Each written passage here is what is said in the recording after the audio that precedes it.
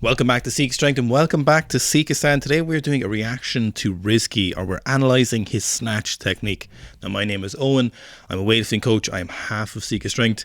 Over the years we've seen quite literally thousands of lifters. We're well into our second decade of lifting and coaching, and there's a lot of mistakes people make that are very, very common.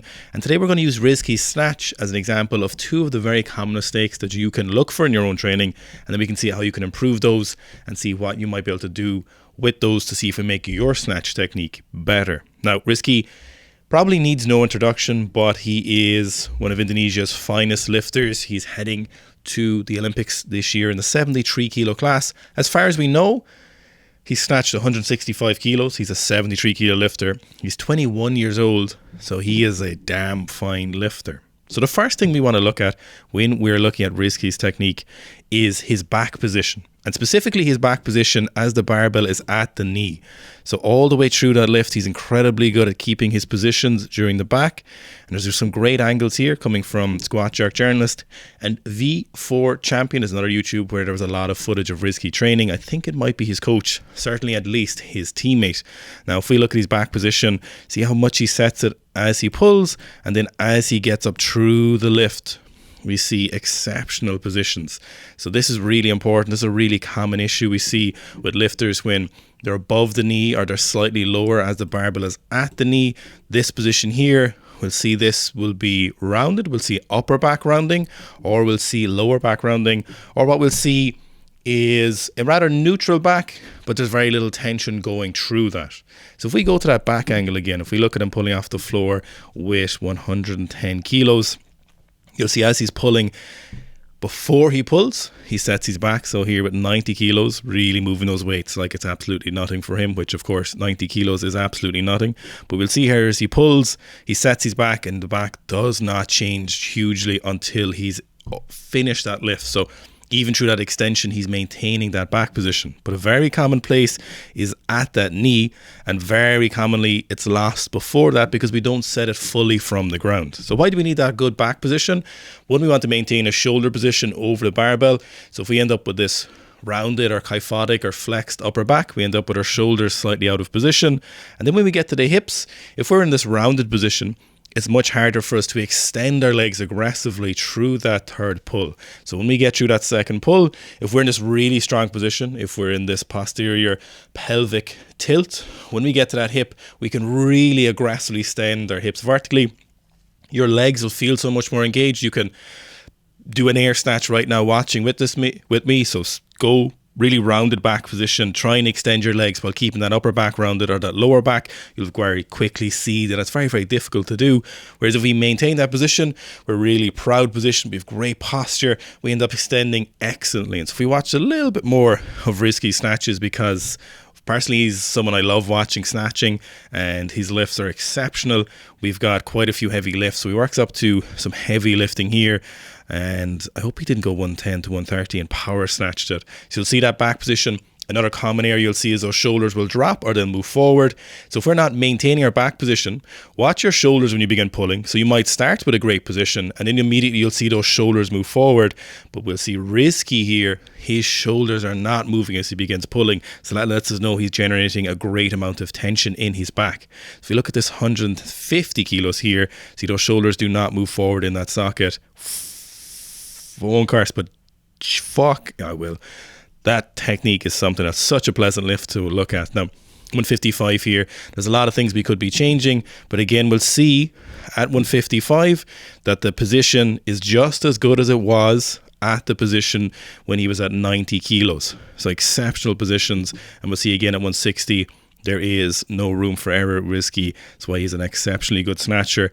The positions he maintains are the ones he hits at 90, and they're the ones he hits all the way up to 160.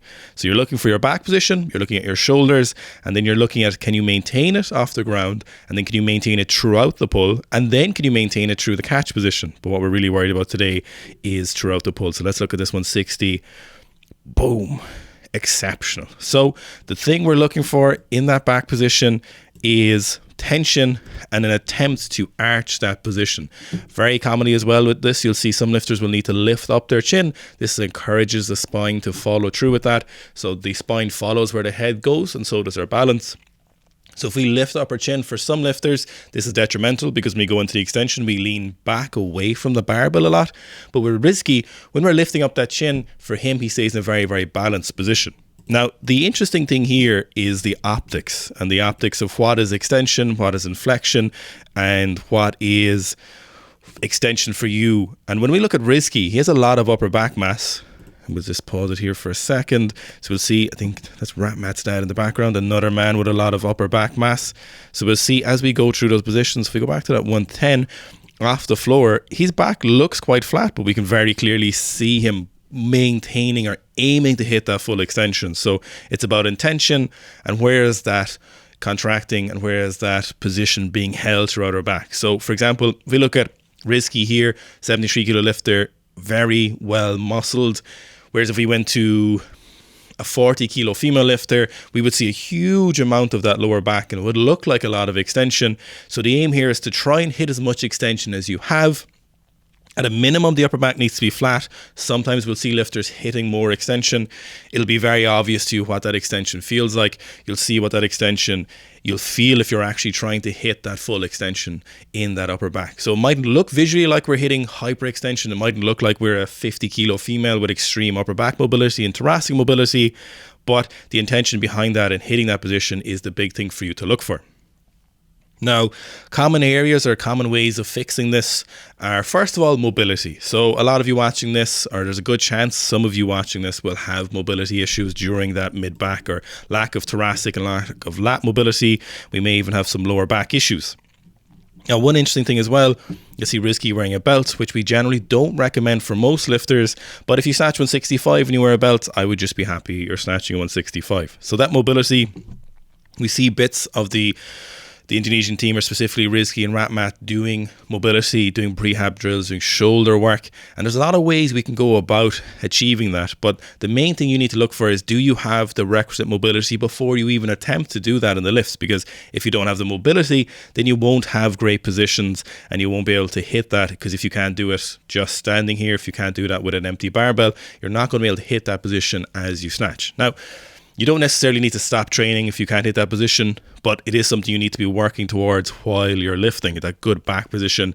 Other lifters like this, for example, come to mind. Liu Zhaojun's back, of course, is quite literally famous, and you'll see how rigidly and how well he sets that up. And the more mass we get on that back, maybe it's a little bit harder to get the mobility, and maybe it looks like we've less extension, but we're maintaining tension through that back, and we're aiming to hit at least neutral, but beyond that neutral position to make sure we can use our legs appropriately. So mobility comes first, and that is one that outside of the scope of this video, we can look at that another time and we'll look at what some of our favorite things to do are. But that is one of the things where we want to make sure we can improve upon. We're doing soft tissue work, we're doing stretching. And I found with the thoracic, and we found with lifters, that it can take a little bit of time for that to actually come true and make some big changes. It doesn't change as fast as maybe lats might, or it doesn't change as fast as hip flexors. It can take a bit of time for that thoracic to improve. So be diligent with it, but it should feel pretty loose after a diligent session on your first one. Now we're coming to the second thing I want you to focus on, and that is on pulls. So we don't have any heavy pulls here, but we can see a few different variations which will address our second problem. So again, the second one, just like last week, the solution is pulls are a great way of maintaining this, because we can slow down the barbell and we can get multiple repetitions, so we don't have to worry about, oh man, this is heavy. We can get near maximal, or we can get beyond maximal weights with the pulls, and we're just practicing this position here where we're maintaining that extension, maintaining that rigid position. For example, when I'm doing pulls at the moment, one of my issues is my back isn't set as good as it could be. It's getting better, but I'll see my shoulders will rotate forward, letting me know that I'm rounding my upper back. And so when I'm doing pulls, for example, I will hit very slow first pull to maintain that position. So we go slowly first, getting someone to watch you, watching on a video as you're doing those pulls, and maintaining that position as best as possible during those pulls. Pulls allow us to get lots of repetitions focusing on one particular aspect. So incorporating pulls into your program about the same weight as your working sets for the day is a good place to start. And then something like 5 to 6 sets of 3, you can break that down into block pulls. Just maintaining that position is a great option. So obviously focusing on it in your full lift is very, very useful, but when we're doing that in our pulls, it's very, very useful because we get so much extra volume and we address the position that we want to address. Now, another area we could address this is in block snatches. So we'll see very heavy block snatches. Now, if he's doing a hang, touch and go block snatch, which is quite a strange variation, but it is obviously working for him. But for you, using blocks can be useful. Now, if you've run a Sika strength program, you'll know that we don't ever include blocks, and that's for two reasons. One, it's very easy for people to mess up the technique on blocks. It's something that is really prone to just addressing poor technique. People are really prone to hitting positions they could never use in those lifts in a very unproductive way. And secondly, blocks are very difficult to set up. So unless you're in a weightlifting gym or in your home gym, setting up block snatches or block cleans can be both dangerous and incredibly inconvenient, but blocks can be useful. Now, generally at the knee or below the knee blocks are better for this back position because we want to focus on this position a little bit earlier than above the knee. Now, the second thing we want to focus on is the drastic change in speed in Rizki snatch. So you will see first and second pull moving pretty fast, but when he hits that extension, he hits warp speed. So what I want you to think about is frame the word contact in your lifting and change it to warp speed, change it to explosion. So when we translate from the Soviet text, it's not contact, it's the explosion or the explosive phase. So we'll see him hitting a 165 kilo snatch here. And while the pull is quite laboured in the first and second pull, he's trying to move it as fast as he can. The first to second pull is noticeably a little bit faster, but then when he hits that extension, he is hitting max speed. A very, very, very, very common problem is when lifters are doing their third pull, we'll see them really slow down, and it'll be very comparable at contact to second pull, or it'll be actually slower because they make too much contact and they don't speed up through that third pull. So for you, focusing on hitting warp speed, light speed, hitting a different dimension of his speed in that third pull, with the caveat that you're still hitting good positions. Now, Rizki leans back a little bit, but he makes it work. For you, I want you to still hit a nice vertical extension, or aiming to hit a vertical extension, but I want you to hit this same speed. So you can really see visually at Rizki that when he hits that third pull, when he hits that extension, he is absolutely sending the barbell in terms of aggression and speed. And that is the most important thing, because what's going to happen is weights are going to get heavy. You know, maybe you're getting to the hundreds, maybe you're doing really well and you're getting into the 120s. Maybe the first time you touch 130 kilos and you get to that second pull in the knee and you're like, holy shit, this is heavier than anything I've felt before. And it's got to be in you to have the patience and maintain that back position, but then hit this third pull speed where you just go for it and you absolutely send that pull. You hit the max speed. You keep pulling on the barbell really fast, because those heavy weights are going to get heavy. And if you don't try and move them fast, they are not going to move fast. So we've got at the knee position, specifically the back position, and then the extension, we are hitting speed. Now, there's a couple of things we can use for this. We can see here we are using hang power snatches, or hang hang power snatches. We can use normal hang snatches, but a power snatch variation is nice. Hang snatches are good because we can really focus on just hitting that speed. So when we're doing hang lifts and block lifts, we're focusing on a couple of different aspects depending on what you need from them. But for you, if you feel like that third pull is slow, you can get two birds with one stone. So if you have both of the problems that we're looking at here, first of all, to identify that slow third pull isn't that hard. You'll know if your third pull is really slow. You'll know if you are sucky on that third pull, if you're not pulling fast enough. So hang power snatches can be very good because they can be moved really fast, and we can do these for quite a lot of repetitions. And generally, if you're starting out and trying to improve your speed, a lot of repetitions can be quite useful because the weights are lighter and we can get a lot of better quality repetitions. The problem for you is if you go really heavy on these, you're just going to move that heavy weight slower and we're not going to get any productive training. So the important thing to remember when we're doing any speed work is that speed won't be increased unless you try. You don't walk down the street and suddenly start sprinting by accident. You only start sprinting because when you put in that speed, the speed happens. And same with the lifting. You won't sprint your third pull unless you try and go faster, but you also need to train that speed if it's an issue for you. So we can do this on the normal lifts, but we can also do it like we're doing here in these block pulls or snatch from blocks. So you can see he does a little hang and then touches and go off the block.